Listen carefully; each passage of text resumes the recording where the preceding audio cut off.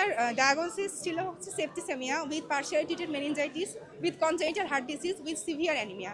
বাচ্চাটা 1 মাস ধরে ঢাকায় পিআইসিইউতে ভর্তি ছিল এবং আমাদের এখানে যখন এসেছিল হিমোগ্লোবিন ছিল বাচ্চার 5.1, যেটা স্বাভাবিক লেভেলের অর্ধেকেরও কম।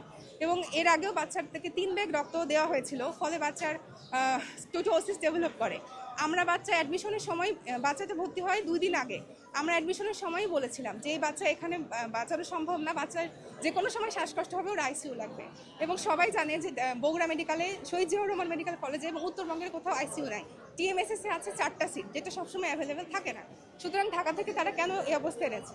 তারা বলেছে তারা আর্থিক কারণে এখানে এনেছে, এবং আমরা বারবারই, এবং ঘটনার দিনও এবং তার আগের দিন থেকেই বাচ্চাটা খারাপ হয়ে গেছিল। আমাদের যে স্যার আছে উনিও ওনাদেরকে বারবার এটাই বুঝিয়েছেন যে বাচ্চাটাকে ভালো করে রাখতে চাইলে ঢাকায় নিতে হবে, কারণ বাচ্চাটা আগে থেকেই খারাপ।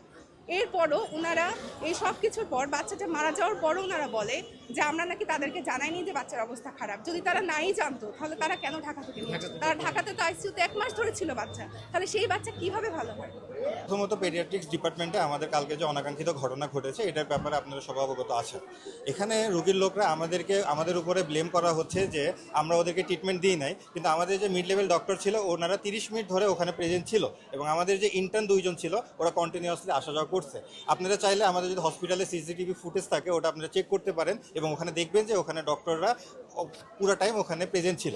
কিন্তু রোগীর লোকরা বলতেছে যে ওদের রোগীদেরকে অ্যাটেন্ড করা হয় নাই, যেটা পুরোপুরি মিথ্যা ও অযৌক্তিক। যে আপনি আপনার ইমোশনসকে কন্ট্রোল না করে আপনি কেন ডক্টরের উপর হাত তুলবেন? আর আমাদের দেশে ডক্টরের উপর হাত তোলাটা একদম মানে ছেলে খেলা হয়ে গেছে।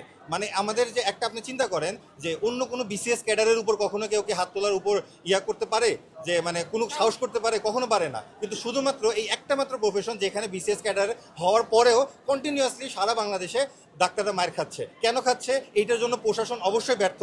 আমাদের সরকারের কাছে দাবি থাকবে যে আমাদের যে 2024 সালে স্বাস্থ্যসেবা ও সুরক্ষা আইন আছে সেটা দ্রুত বাস্তবায়ন করার জন্য। এছাড়াও আমাদের যে রুগীর কাছ থেকে আমাদের মুসলেকা নেওয়া হয়েছিল, মুসলেকাতে ওরা স্বীকার করছে যে ওদের অপরাধ ছিল, কিন্তু এখন এসে রুগীরা একটা বানোয়াট কাহিনী বানাচ্ছে, আর আপনারা সেটাকে সত্য মিথ্যা যাচাই না করে সেটাকে আপনারা আমাদের উপর চাপানোর চেষ্টা করতেছেন। সেটা হচ্ছে অযৌক্তিক, সম্পূর্ণ অযৌক্তিক। তখন অবশ্যই আমরা ওটার প্রতিবাদ করছি, আমরা বলছি যে এরকম কেন করা হচ্ছে। তখন এক মহিলা ওখানে ভিডিও করা শুরু করে, ঠিক আছে?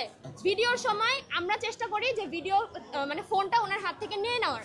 তখন আমাদেরই উপরে এক মহিলা বেডের উপরে উঠে আমাদের একজনের উপরে হুমড়ি খেয়ে পড়ে। তারপরে আমার এই ফ্রেন্ড বাঁচাতে যে তারপর ওকে অ্যাটাক করে। ওকে কেন অ্যাটাক করা হবে তখন?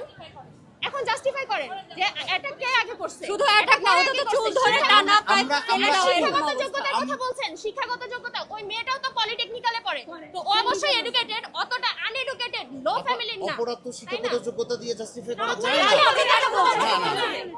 উনি শিক্ষাগত যোগ্যতার কথা তুলে আনছেন এবং বলতেছেন যে আমরা কেন অ্যাটাক করলাম পরবর্তীতে ওদেরকে। এর আগেও দুইতে আমরা কিছুই বলি নাই, এরকম কিছু করি নাই, তার পরিবর্তে কি হয়েছে? আজকে আমরা আবার মার খাইছি, ঠিক আছে? এগুলো ঘটতেই আছে সারা দেশে।